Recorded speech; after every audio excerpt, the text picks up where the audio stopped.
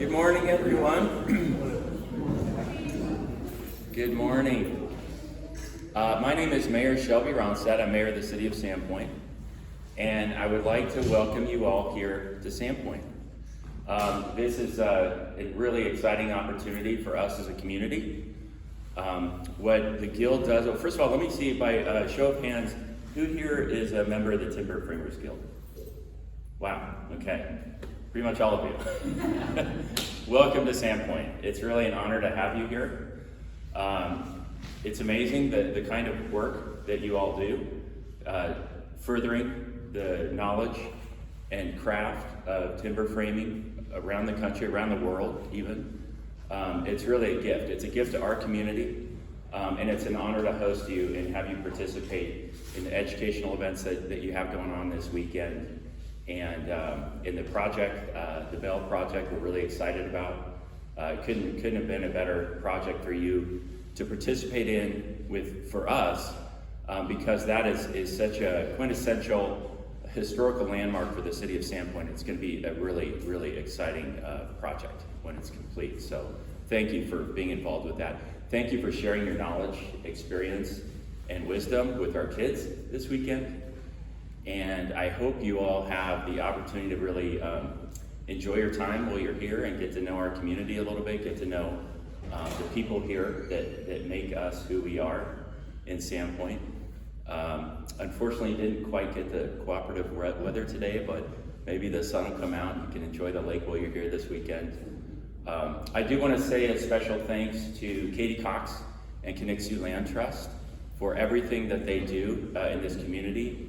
Bringing this event here and hosting, sponsoring this event, co-creating this event with you is a real treasure for us as a community. And this is just another example of the kinds of work that KLT does day in and day out in this community. They are reinventing what a land trust does in communities.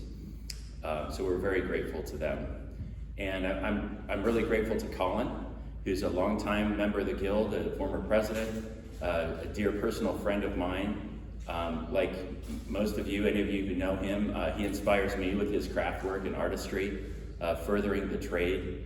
And he's just a phenomenal member of our community who continues to show the craft work of timber framing in our community in a very philanthropic spirit. He's made many contributions, philanthropic contributions with his trade in the community, and we're very grateful for him and what he continues to do in our community.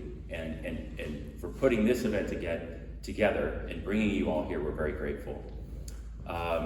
There's probably a lot of other things. We're going to do a proper land acknowledgement. Kieran's going to lead that for us, and he's going to say a few words and tell us all about what's going on this weekend. So Kieran, it's a pleasure to have you here, and please, the floor is yours. Thank you.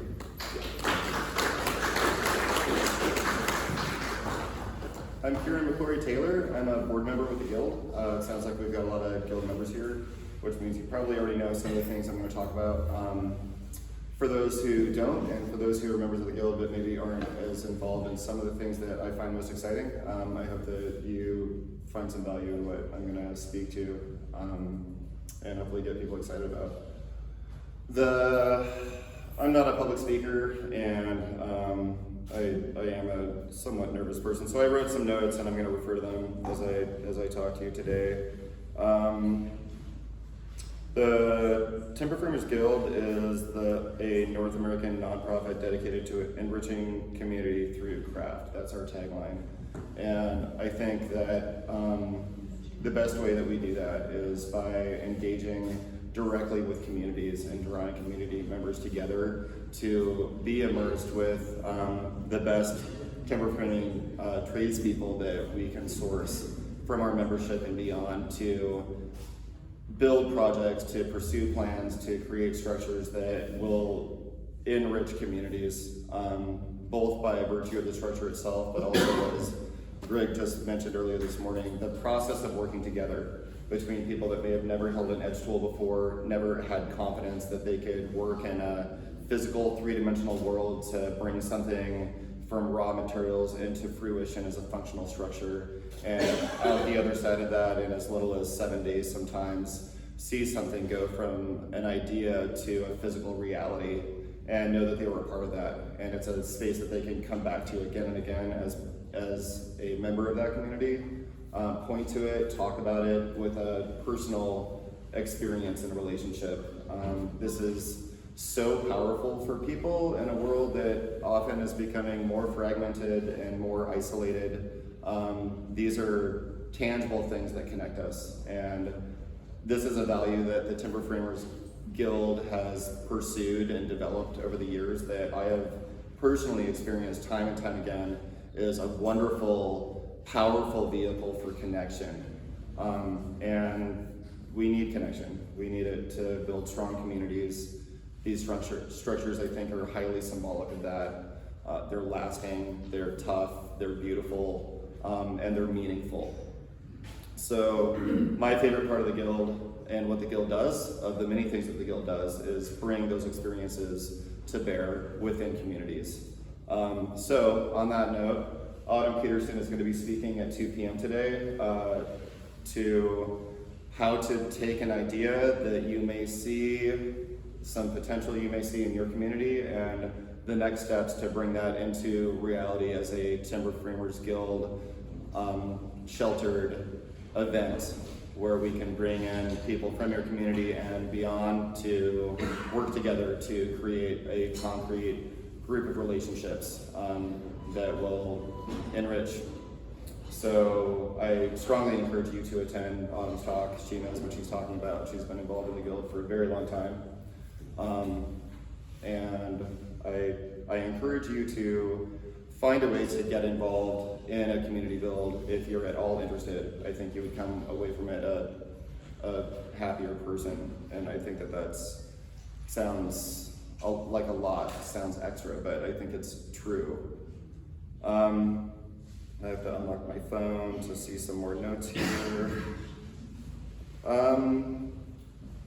Mike Westgard is leading the Kids Build this weekend with his family of builders, and he is excellent and he's very passionate about growing the Kids Build movement, of getting children involved in hand tools and experiencing power tools to, again, take something that starts out as an idea and turn it into a concrete physical structure by the end of that. Very brief, often these are just weekend experiences for these kids, but they're doing proper timber framing, they're following proper safety protocols, they're fully immersed, just like adults would be at our community builds, and they come away from it with a confidence that a lot of these kids have never experienced before.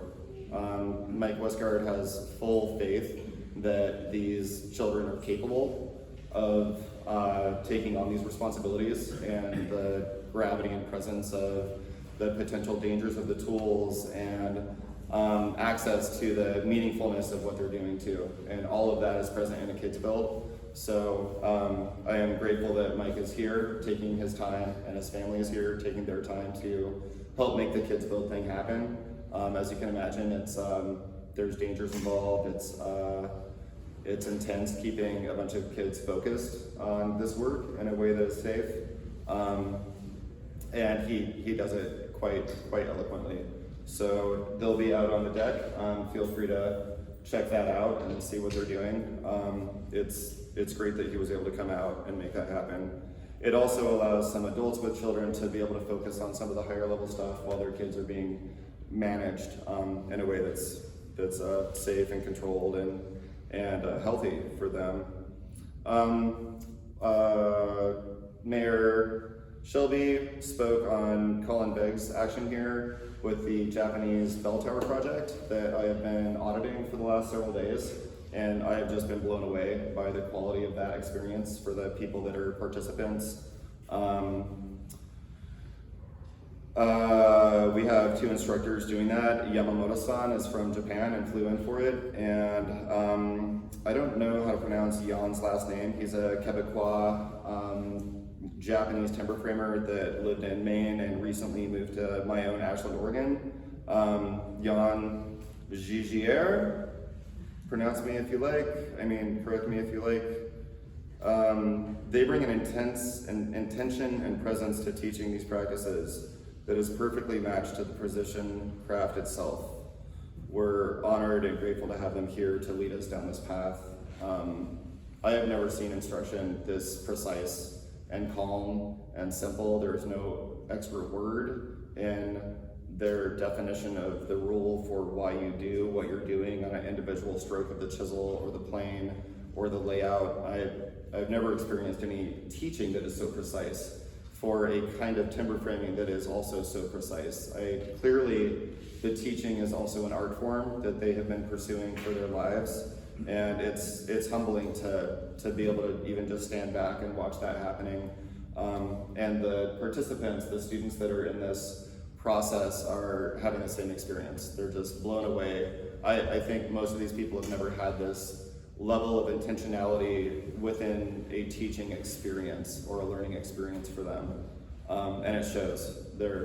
I think that this kind of experience can bleed over to other aspects of life in terms of intentionality, and I think that if you talk to the participants, you would find that they agreed that they are becoming better people, even if they don't intend to pursue Japanese timber framing as the art and vocation that it is for many, that they are going to carry these lessons of careful, calm, precise decision making before doing the thing. And that's what we call intentionality, presence, and it has its place in so many different aspects of our lives.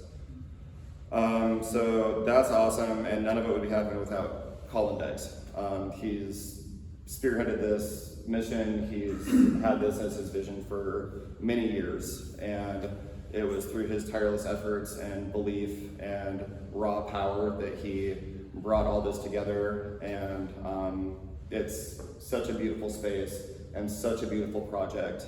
And I know from just being on the outskirts of this kind of planning how much time and energy and money it takes to make something like this happen, and he's just unflappable and calm and present himself in this process, and I'm blown away at what he's been able to pull together through his vision. So great thanks go out to Colin, without whom none of this would be happening, and the participants themselves.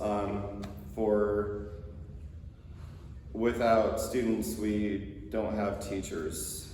I want to give a special thanks out to our catering host, Camilla Maitreya. She's been excellent in keeping us fed, and she'll continue to do so throughout this weekend with all of these extra people. She's wonderful, and the food has been great. Katie Cox, the executive director of Kinexu Land Trust, leading a nonprofit with a mission we all believe in. The Kinexu Land Trust, which I only became aware of through this process because I'm not from around here, is an accredited land trust that's been in operation for over 20 years. I think you have over 40 projects under your belt that you guys have accomplished in that time, which is just, again, stunning degree of productivity. And both highly active and highly effective, the Kinexu Land Trust is working in your community for you, and they can't do that without money. So I strongly recommend that you volunteer your funds early and often, and you save your sled hill with them at the helm of that process.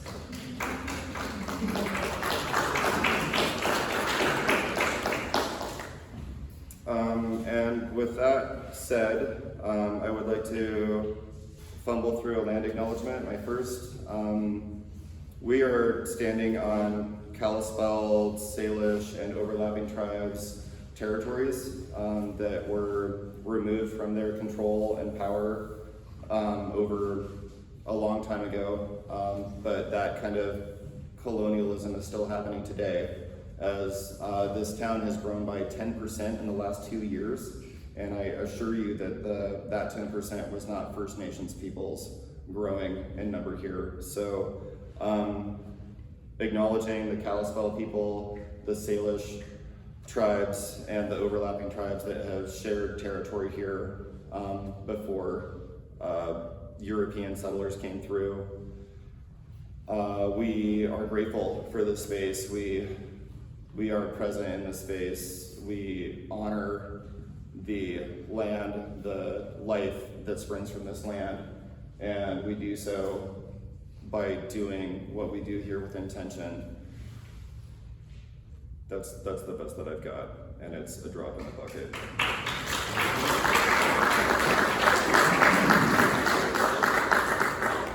So the Timber Framers Guild does more than just community projects. We have an engineering council where we push the envelope of what we can do with timber, so we can work with and help educate engineers like Jennifer here, who helps builders figure out what they can do safely with timber. A lot of engineers don't understand how big cross sections of wood will act in a building, so they tend to throw a lot of extra hardware in it, which can actually weaken joints. And also, the timber framer wants everything to be wood if they can. It's sad when we have to throw big, heavy steel plates into things when it feels unnecessary. So the engineering council helps us help ourselves to be better builders while also staying true to our craft. And that's a big part of what the Timber Framers Guild does, is to continue that research and development process. Fire Tower Engineers is a group that excitedly builds a joint busting machine at many of our conferences, where they put joints, wooden timber framing joints, into the machine and then apply pressure with a digital readout that's showing how many pounds or kilograms are being put into that joint before it starts to fail. And then they examine the failure to figure out how it broke and at what rate of compression or tension. And they learn, but also you get to stand there over the course of that hour or so while it creaks and cracks and eventually gives up. And it's very exciting for people that aren't engineers too. We also have a section of the guild that focuses on historical structures and the tried and true crafts of restoring and maintaining historical structures. That's obviously in this country a very popular group in New England, where our oldest barns are. But maintaining that body of knowledge, doing the archaeological work to figure out what tools they were using and how and why, is important work for preservation of knowledge. Not, the engineering council is working on pushing the envelope of knowledge as we move forward. The traditional methods section is looking at preserving our historical knowledge base. Both things are very important. A lot of people love timber framing because it's holding on to these ideas and solutions that we've developed from the deep past, and we can't do that if we don't preserve them. And a lot of this stuff were best practices as people move through different eras and times, with, especially in America, different cultures of timber framing coming together from England or Germany or other parts of Europe. And then, of course, smashing into Eastern styles of timber framing from Japan and China and Korea, coming into the United States from the West eventually. So teasing all these things apart and keeping the solutions true and clean and recorded as we move forward is a big part of what we do, and that a lot of people find exciting about the Timber Framers Guild work. And I'm sure I've missed some elements, but if you have any questions, I would welcome them about the Timber Framers Guild work in particular.